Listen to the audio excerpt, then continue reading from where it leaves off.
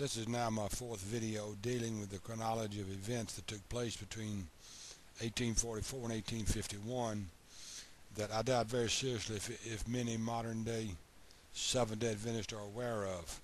The debacles and the cover-ups that took place afterwards mainly came from this period of 1844 to 1851.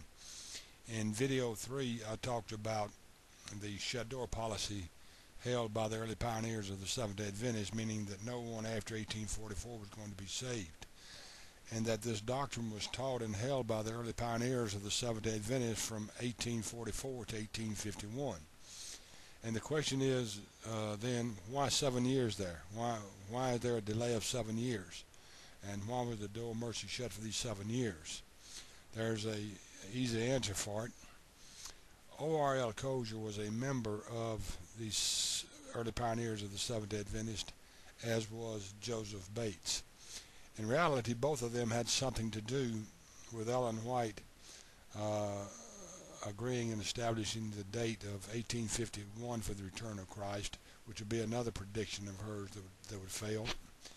So they were having a problems understanding why hasn't Jesus come back? He's supposed to come back in 1844. The door of mercy shut.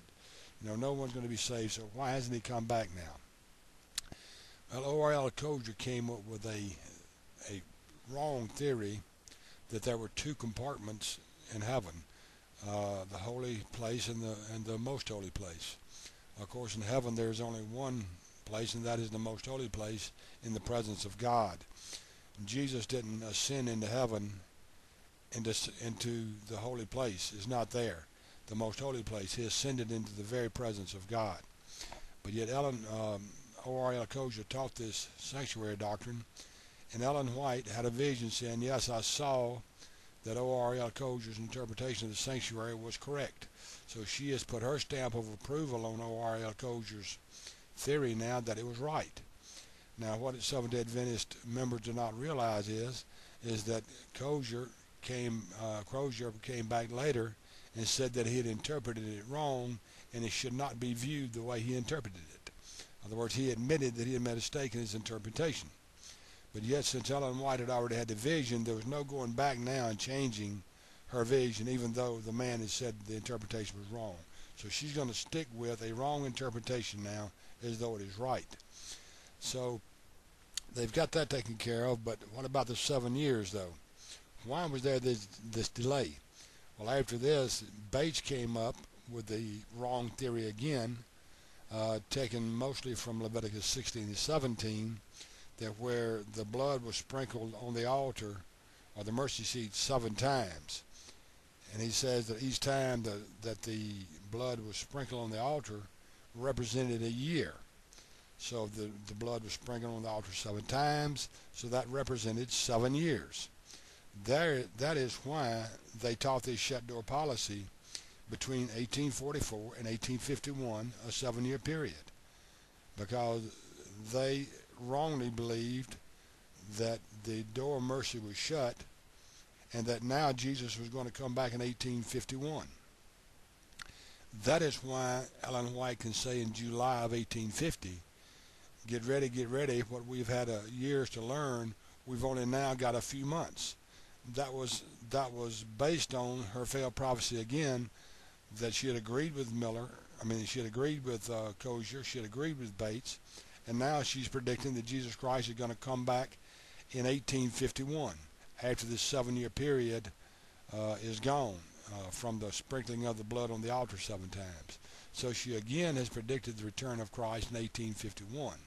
That is why, again, she can say in July of 1850, get ready, what we've had years to learn, we've only got a few months to learn now. That is why there is a 7-year period there between 1844 and 1851, because of a wrong interpretation of Leviticus 16 and 17, and because of a wrong interpretation of the sanctuary doctrine, in which Cozier admitted that it was wrong. Ellen White sees all this and it's like, aha, it makes sense to me. So she has a vision about it all, and now she set the date of Christ's return in 1851. Remember, during the 7-year period, that is why the door of mercy was shut. Atonement was made for. Jesus was kind of so forth, cleansing the sanctuary, so to speak. And once he did that in 1851, according to Ellen White, he was going to come back. But again, we know that Jesus Christ did not return in 1851. Now they have a false prophet who has agreed with all of this. But yet it did not come true. It did not come to pass. Which shows that not only can she not interpret the Bible, but her visions was totally wacko to begin with, that Jesus Christ was not going to come back in 1851. So now this shut door policy, something has to be done with it. And there's where they begin twisting it and covering it up, changing her writings, deleting from her writings to try to cover up what the early pioneers taught. And if you remember my last video, I mentioned an article called 1844 Re-Examined by a leader of the Seventh-day Adventist who has been trying to tell the General Conference, we need to change this, we need to get away from it. Ellen White did teach the shut door policy. She did talk about Jesus coming back in 1851, and the effort was made then to try to get the Seventh-day Adventist Conference to pull away from this and not teach it because it was wrong to do so. But yet they would not do it, and ever since then they've been twisting it, covering it up, changing writings, deleting writings, doing everything they can to try to prevent people from seeing the failures that Ellen White brought about between 1844 and 1851, and Jesus did not come back as she said that he would. Seventh-day Adventist members are not going to be told that. It is in their writings that this stuff comes from, not mine. You can't make this stuff up. It comes right straight out of their writings. But yet now they want to hide it and cover it up as though it never happened. There is where the Seventh-day Adventist organization came from. Failed prophecies, wrong interpretation of Bible, and visions that a person said came from God that could not possibly have come from God. God doesn't tell people to predict the return of his son. God doesn't tell people a wrong interpretation of the Bible where they can misuse it to lead other people away from God.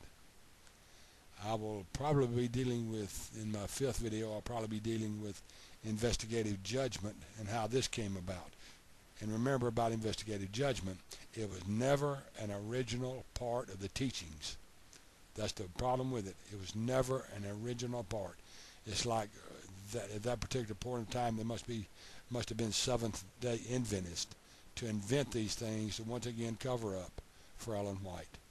Until then, this has been Golly saying, God bless.